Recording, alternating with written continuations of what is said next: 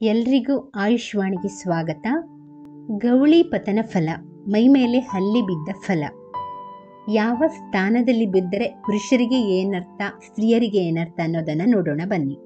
ತಲೆ ಜುಟ್ಟಿನ ಮೇಲೆ ಬಿದ್ದರೆ ಪುರುಷರಿಗೆ ಸುಖ ಪ್ರಾಪ್ತಿ, ಸ್ತ್ರೀಯರಿಗೆ ಲಕ್ಷ್ಮೀ ಪ್ರಾಪ್ತಿ.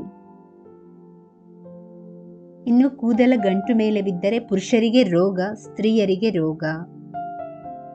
ಕೂದಲಿನಲ್ಲಿ ಪುರುಷರಿಗೆ ನಾಶ, ಸ್ತ್ರೀಯರಿಗೆ ಮರಣ. ನಡುತಲೆಯಲ್ಲಿ ಪುರುಷರಿಗೆ ಮರಣ, ಸ್ತ್ರೀಯರಿಗೆ ಮೃತ್ಯು. ಹಣೆಯಲ್ಲಿ ಪುರುಷರಿಗೆ ಧನಲಾಭ, ಸ್ತ್ರೀಯರಿಗೆ ದ್ರವ್ಯನಾಶ. ಹುಬ್ಬುಗಳಲ್ಲಿ ಪುರುಷರಿಗೆ ದ್ರವ್ಯನಾಶ, ಸ್ತ್ರೀಯರಿಗೆ ದ್ರವ್ಯನಾಶ.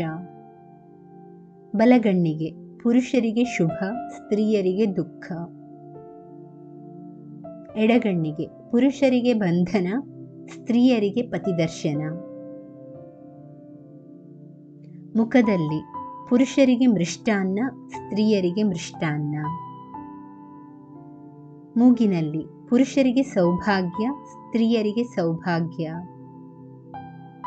ಬಲಭುಜಕ್ಕೆ ಪುರುಷರಿಗೆ ಜಯ, ಸ್ತ್ರೀಯರಿಗೆ ಸುಖ.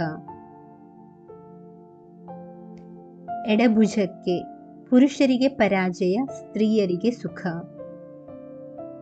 ಬಲಕೈಯಲ್ಲಿ ಪುರುಷರಿಗೆ ಧನಹಾನಿ, ಸ್ತ್ರೀಯರಿಗೆ ಧನಹಾನಿ. ಎಡಕೈಯಲ್ಲಿ ಪುರುಷರಿಗೆ ಕಲಹ, ಸ್ತ್ರೀಯರಿಗೆ ಧನಲಾಭ. ಹಲ್ಲಿ ಬಿದ್ದರೆ ವಸ್ತ್ರ ಸಹಿತ ಸ್ನಾನ ಮಾಡಿ, ದೇವರ ದರ್ಶನ ಮಾಡಿ, ತುಪ್ಪದ ದೀಪವನ್ನು ಹಚ್ಚಬೇಕು. ಅಶುಭ ಫಲವಿರುವಲ್ಲಿ ಶಾಂತಿ ಕರ್ಮವನ್ನು ಮಾಡಿಸಬೇಕು.